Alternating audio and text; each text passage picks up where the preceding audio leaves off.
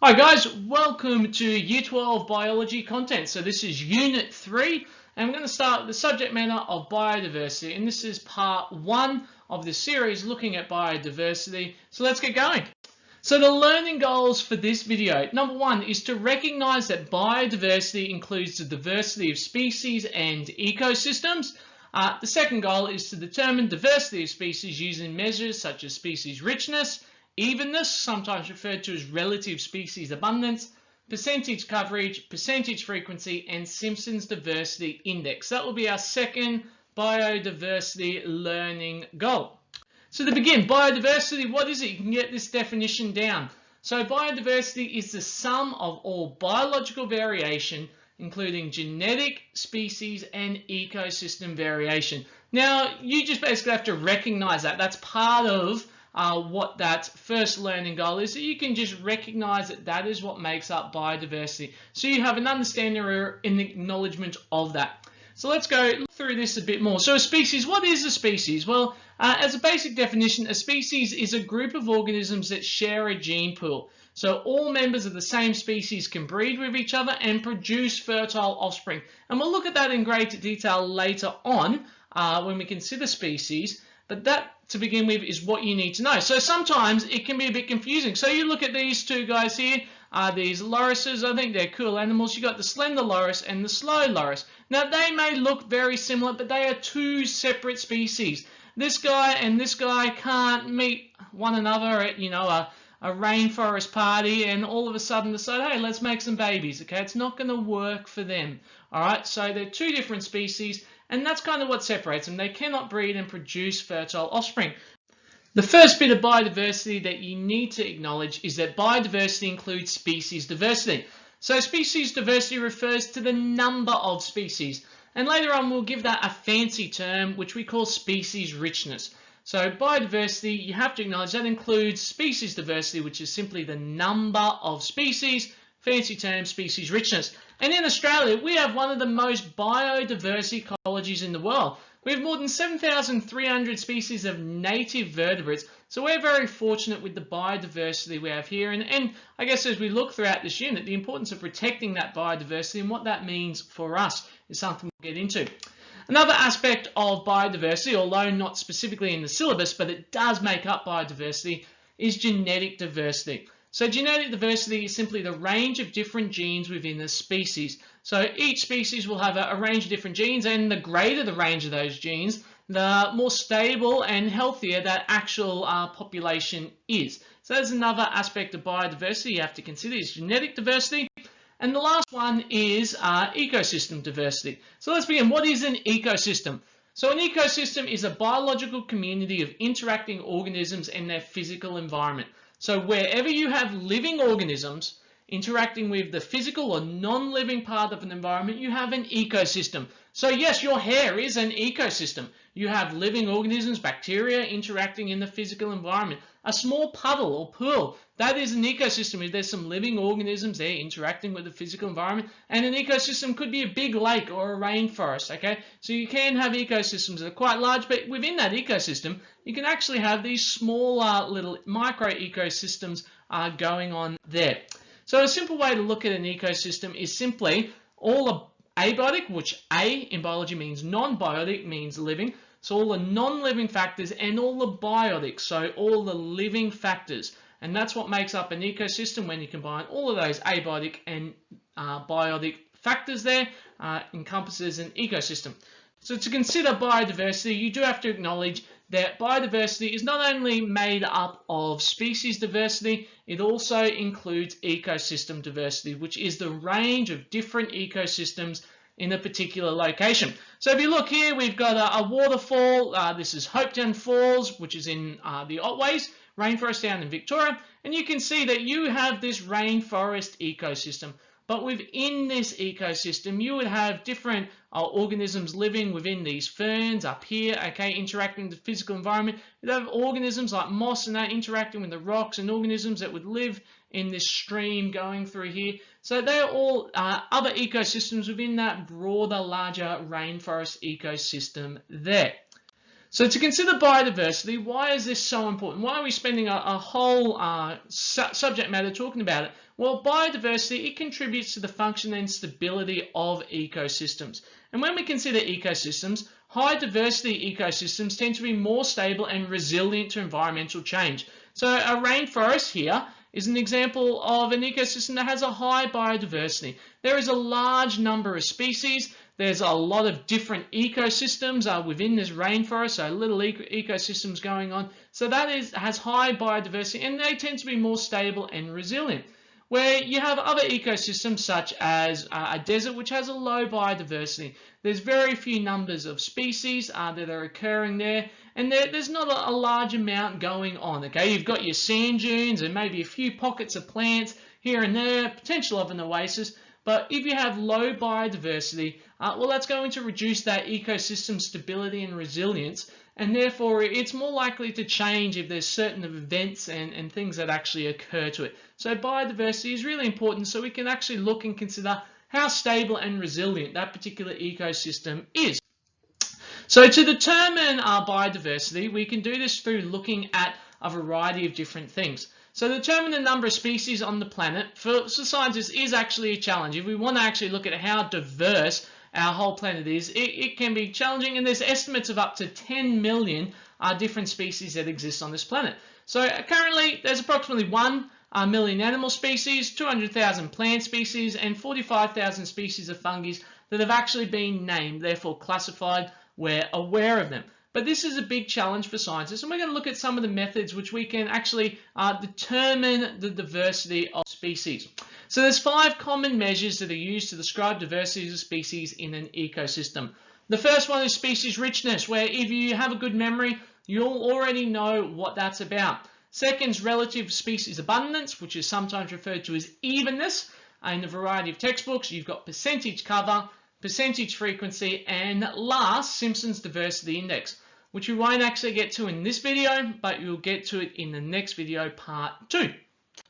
So I want you to get this table into your books. You have the 5 different measures. You're going to write down a definition and provide an example. I wouldn't write down all of them straight away because you don't know how much room you're going to need. Some will require greater room than others, but having this table will be a good way for you just to summarize your information, and when you're going back and doing your study, you have something there right away that has all that you need. So you're going to be using a lot of tables, as you already would have found if you watched the Year 11 content in Unit 1 and 2, and this table is a great way for you to summarize the information I want you to have through this lesson and next lesson, part 2. Let's get this down to start. Species richness. So it refers to the number of species present in an ecosystem, which you hopefully already know. Looking at this ecosystem here, what is the species richness? Well, the species richness from the organisms I can see, obviously in the photo, just staring at it, is 2. I've got this big fella here, and I've got these other organisms, these antelopes here, there. So in this case, species richness is 2, because they're the number of species that are present in that ecosystem. Having a look at these 2 examples, community A, okay, some birds. Well, we've got these guys, 1, we've got this one, and this one. So, looking at community A, my species richness is 4. There is 4 species present. That is my species richness, my number of species. In community B, I have 1, 2, 3, 4. Now, forget about the fact at this stage, looking at the different numbers of them, I have 4 species present here, and I have a species richness, 4 species present there, okay? So they have the same species richness in it, simply looking at the number of species. Now, when we look at species richness, it can be calculated using the Menheinix index. And this is a little formula. It occurs in one of the practice exam QCAA goes through, not necessarily in the syllabus, but I'm going to teach you it anyway, just so you have an idea. It is a formula for it. So D equals species richness in this case. S is the number of species, and the square root of N is the total number of individuals. So looking at this, if we were to figure this out, calculate it, D species richness, number of species. Well, I have 1, I have 2, I have 3, I have 4. So that number S is 4. Divide by the total number of individuals. Totaling this up, we've got 1, 2, 3, 4, 5, 6, 7, 8, 9, 10. So we have 4 divided by 10, and all of those who are great, the square root of 10 I should say, great at mathematics, which would be harder because it's square root, you'll figure out that the answer is 1.3. Now don't stress, you get a calculator in your external exam and the formulas will be given to you, but you do need to have an understanding, and I actually don't think this is one you're going to get, but it does come up within the syllabus, so I will just show you this. So once again, recapping, it's simply species richness equals the number of species divided by the total number of individuals, which is square rooted, and this is what we call the Menheinix index. As I said though, I don't think you're going to need to worry about that, and unless you're asked to calculate it, if I said to you, looking at this, what is the species richness, you'd go, sir, I got 1, 2, 3, 4, species richness is 4, okay? Easy as. The next one we're looking at is evenness or relative species abundance. So this is a measure of the proportion of each species in an area. So species richness was just simply how many there are that were there. So if I was looking at here, I would just simply count it up. But I look at this and I go, well, they're not in proportion, are they? I've got this one that looks pretty. We've got these ones that are nice as well. But I've got a whole stack of these other, just plain orange guys. They're not in the same proportion, okay? So their evenness or relative species abundance is not the same in this case because we do not have a great deal of evenness when I'm just looking at those fish species there in that particular area. So let's go back to this. We knew that these two communities had the same species richness. Now let's look at the idea of evenness. So looking at this, we've got, 7 of these little blackbirds and then 1 each of these ones here. This cool secretary looking bird, a kiwi and some sort of, I don't know, sparrow looking thing there. So here, when we consider evenness, they are not in an even proportion. So the proportion to one another, this one would have what I'd say low evenness because there's one population which is considerably larger than the others, therefore it has a low evenness, all right? So that's got a lower evenness compared to this one here, where we've got the same number of species richness of 4, but I've got 3 of these guys, 2 of these ones, 2 of these, and 3 of these kiwis, so they have a higher evenness when I consider that. So species evenness is highest when the proportions of all species are the same, and it decreases as proportions of species become less similar. So looking at this, obviously species evenness is higher because the proportions of these organisms here are higher, and here these ones, the proportion of these organisms is lower, so it has lower evenness and this one has higher evenness. Hopefully a very simple idea. Species richness, the number, okay, in this case both the same, but we can see that they have different proportions, so different evenness. This is a lower evenness, this one here has a higher evenness. Simple. So looking at this, a bit of practice, the species richness once again is the same for both of these communities because they both contain 4 different species, but you can see that the relative species abundance or evenness is very different. Here, this one has a high evenness, so we'd say a high evenness or a high relative species abundance, and this one has a low evenness or a low relative species abundance, simply because this plant A makes up 80% and then you've got 5, 5, 10, so they are not in proportion with one another. Well, this one, they are as perfect in proportion as you can be, so as high evenness as you're ever going to get, okay? Next one to consider, not really next one to consider, a general rule just to highlight this fact. As a general rule, communities with low species richness and low species evenness are communities with low diversity. So if you had a community and there was low richness, low evenness, we would say that that has a lower diversity than the community that has a high species richness and a high species evenness or relative species abundance. A simple idea. So let's consider the following results taken from scientists, a bit of a practice question. As always with these questions, pause the video, have a go yourself, and then I'll go through and answer. So using these results, contrast the species richness and relative species abundance evenness between site A and B, and then explain which ecosystem, A or B, would be considered healthier. So ecosystems are healthier, remember, if they have a higher diversity. So hopefully you can make those links. Looking at the answer, so we get the results up. Site A has a species richness of 4, site B has a species richness of 2. So you can see here, this species present, this species present, this species present, and that one. So I have 4 different species present. Here I only have 2 species present, species richness of 2.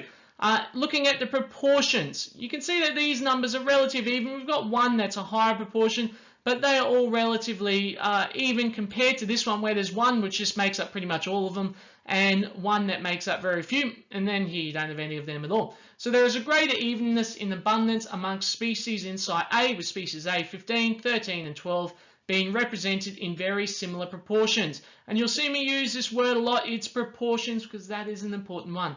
And species D have an approximate double the abundance in Site A. So it still does have a higher evenness. However, Site B shows a much lower evenness with species B, 25, representing a much higher proportion of the total number of individuals than species D, which only has 4. So what am I doing in this answer? I'm obviously adding data to support my response.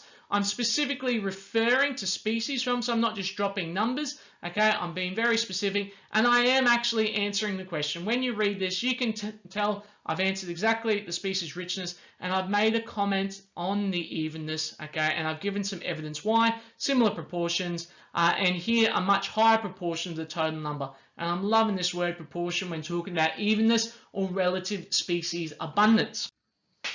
And then looking at which site would be healthier. So remember, when there's a greater species abundance and there is a greater relative, I should say when there's a greater species richness and a greater relative species abundance, you have a higher level of diversity and therefore a healthier ecosystem. So looking at this, Site A would be considered healthier as it has both a greater species richness and a greater species evenness, with the number of each species being relatively similar within Site A compared to Site B. Site B only has 2 species, species B, 25, accounting for a significantly larger portion of the total number, 29, than species D, 4. In comparison, Site A has 4 different species. Species A, B, and C have a very similar abundance, 15, 13, 12 respectively, and species D not represented in significantly higher proportion than the others.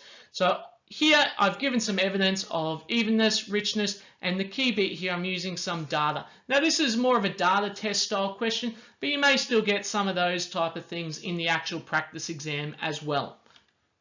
So a few more questions for you to have a practice of. So looking at these sites, new set of data, you've got 4 questions. Calculate the species richness at each site, order the sites in terms of species evenness from low to high, and determine the most abundant species in the stream. Last one, explain which site has the lowest diversity.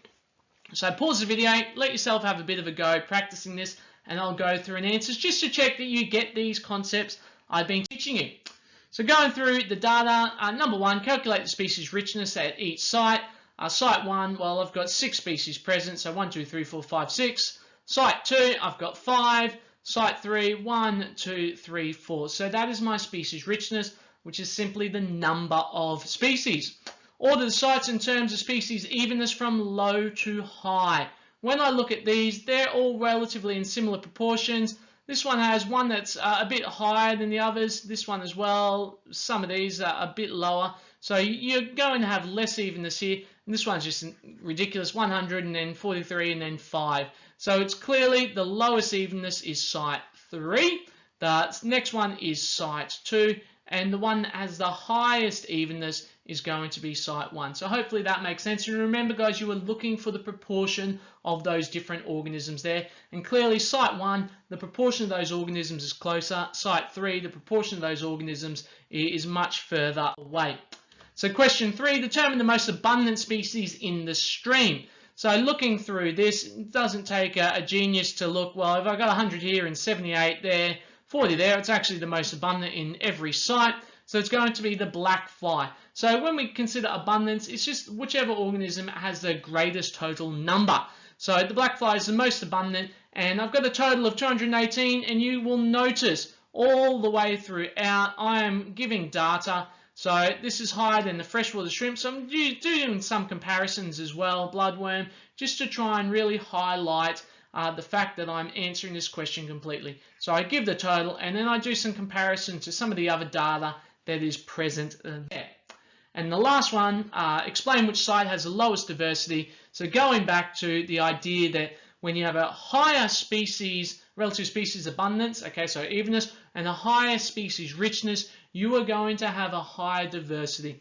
So site 3 has the lowest diversity because it's got the lowest species richness, and it's got the lowest relative species abundance or evenness. So low species richness and evenness indicates low species diversity. Site 3 has the lowest species richness of 4. It also has the lowest species evenness, with the black fly making up a high proportion of organisms, 100 of the 150 organisms present compared to the other sites. So I'm always using data, and you really need to consider, if you're doing our data exam, okay, your data test, and you are not using data basically on every question, you're missing something. You need that data to back up your answer. So answer the question, provide data, provide your reason, okay? And if you're doing those 3 things, you're going to hopefully get full marks, assuming you've got it all right.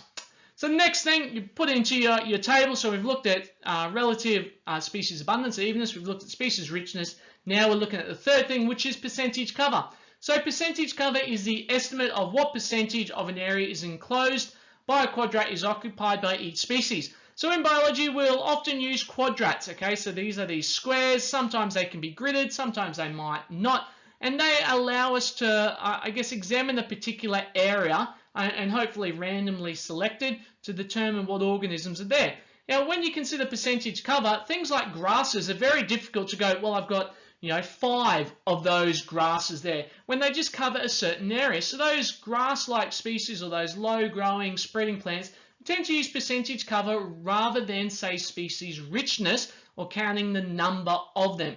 So if I looked at this quadrat, you can consider I've got this little bit for percentage there, I've got this little bit there, that one, and here. So if I kind of count my squares, so I've got 1, 2, 3, 4, 5, 6, 7, 8, 9 squares, maybe a little bit here. And consider I've got 5 by 5, 25. So 9 out of 25 have that plant. It might not be completely covering it. So I've come up with an approximation that it's about 35%. Okay, so that's a rough percentage cover estimate. And obviously there's some little errors, as you can imagine, in percentage coverage. But looking at this, I'd say the percentage cover of this particular grass species or weed would be about 35%.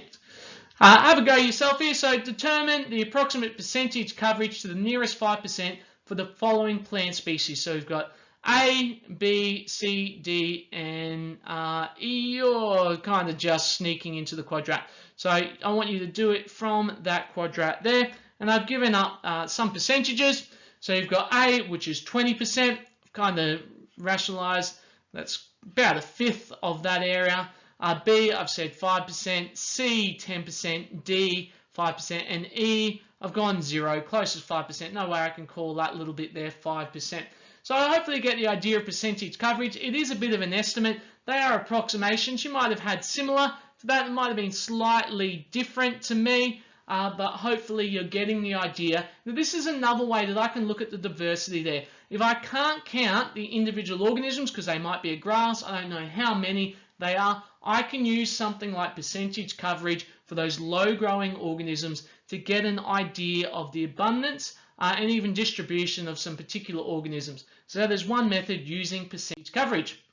Another one is percentage frequency. So this is another measure of diversity. So percentage frequency is the probability that a species will be found within a single quadrat. So I go out and I don't just do one quadrat, I will do several quadrats in an area, hopefully randomized, which we'll look at later on in this unit. And that enables me to therefore get an idea of the frequency that these different organisms are popping up, okay? So that can help me look and analyze diversity as well. So a formula for you to remember when considering percentage frequency. So you've got the number of quadrats in which the species is found. So I go out and let's say I do 50 quadrats. So this is divided by my total. I do 50 and I've got 5 there. So I'll just plug those numbers in. I multiply by 100 to form a percentage, and that's how I find percentage frequency. So let's look at a couple of examples. So calculate the frequency of daisies in this field. So look at my quadrats. These are these little red ones. There's none in that, none in that, none in that. And this is where you really need to define. I'm going to say that you need the actual plant base in that for the daisy. None in that. There's one here. Again, if I said plant base, I'd have to say no, no, no, no. However, I might have gone as part of my qualities of doing this quadrat when I started that I'm going to count anything that actually enters into that quadrat as being present. In that case, it would be a tick. So instead of it being 1 daisy, it would be 2, but you really need to set out what you want. And then you need to count the number of quadrats. So I've got 1, 2, 3, 4, 5, 6, 7, 8, 9. Oh, hang on, I've lost count. 1, 2, 3, 4, 5, 6, 7, 8, 9, 10. Nice round number, okay? So I use my formula, percentage frequency equals the number of them in the quadrat found divided by the total number times 100. Now, as I said initially, I'm counting that I need the actual plant base in to count that daisy. If you set out from the beginning that any part of that plant that enters into the quadrat, I'm counting it, well, you might have had 2. I've set out that parameter, as I said. So in this case, I've got 1 that has daisy. I divide by the 10 quadrats I do, multiply by 100, and I've got a percentage frequency of 10%. So that should hopefully be pretty easy for you to calculate percentage frequency. Know how many they're found in, so of that particular organism you're looking at, divide by your total, multiply by 100. So having a look at this one again, so here obviously no, no, yes, no, yes, no, no, no, no, yes. Okay, so I have 3. So putting that into a formula, I've got 3 divided by 10 times 100 equals 30%. Last practice of this, so you really get the idea in a different context now. So if I examined 450 quadrats across the sand dune site at Hastings Point and found pig face, so we've got this organism here, this plant, which we call a pioneer plant, which you'll learn about way at the end of this unit, Carpobrotus glaucescens. In 54 of the quadrats, calculate the percentage frequency. So think again through this. Start with my formula. How many were they found in? So I've got 54, so I'd write that down. Divide by my total number of quadrats, which is 450, multiplied by 100, and you get your answer as 12%. So that is my percentage frequency there of pig face at Hastings Point. It's got a percentage frequency of 12%. To finish up, having just a look at that table there for you, so you can kind of see a bit of a sum up. So we considered species richness, which by definition is the number of species present in an ecosystem. Looking at this example, you can see it has a richness of 4, as there are 4 different species present. Let's circle a bit better, 2, 3, 4. Evenness or relative species abundance, which is another name for it, is a measure of the proportion of each species in a site. So considering this one here compared to this top one, there is a lower species evenness in this community compared to the one above, because you've got this lighter green looking plant has a much higher proportion compared to the other ones, where here they are all relatively similar proportion, so they have a higher evenness. This has a lower evenness. Percentage coverage, now that's an estimate of what percentage of an area is enclosed by a quadrat is occupied by each species. So I've got my example here, I've got my quadrat, and looking at this, well, I've got 1, 2, 3, 4, 5, 6, 7, 8, 9, 10, 11, 12, 12 of 25, maybe a little bit there, but doesn't fully cover all of that. So I've gone with an approximation of about 45% of that quadrat is covered by that weed there. So that's how I've estimated my percentage coverage. And the last one is percentage frequency. So that is the probability that the species will be found within a single quadrat. So to do that, as an example, if a plant was found in 4 out of 20 quadrats, I would take the number of quadrats it's found in, 4, divide by the total number of quadrats used, 20, multiplied by 100, and I would get my percentage frequency for that plant species as 20%. Hopefully those 4 key ideas of measuring diversity are understandable for you. Next video we'll look at Simpson's diversity, and hopefully you can also recognize that when we consider biodiversity, well, it's made up of species diversity and also ecosystem diversity as well.